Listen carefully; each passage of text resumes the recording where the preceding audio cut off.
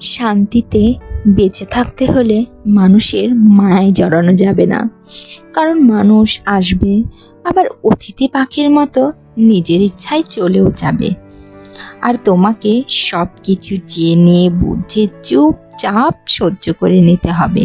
তবে যদি তুমি ভালোবেসে মায়ায় জড়াও, তবে তুমি বোকা, তুমি কাঁদবে, তোমার জীবনটাই হয়তো শেষ হয়ে যাবে।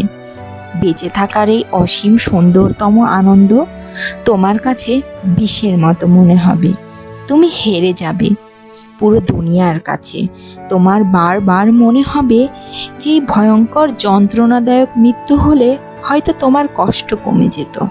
তবে যে তোমার মায়ে জড়িয়ে ছেড়ে চলে গেছে, সে থাকবে দিব্যি সুখে, কোনো আফসোস ছাড়াই। কারণ যে কারণ ছাড়াই ছেড়ে চলে যায়, সে কখনো ভালো থাকার জন্য চলে যায়। আর ভালো থাকে, কষ্ট তো পায় সে যে মায়ায় জড়ায়।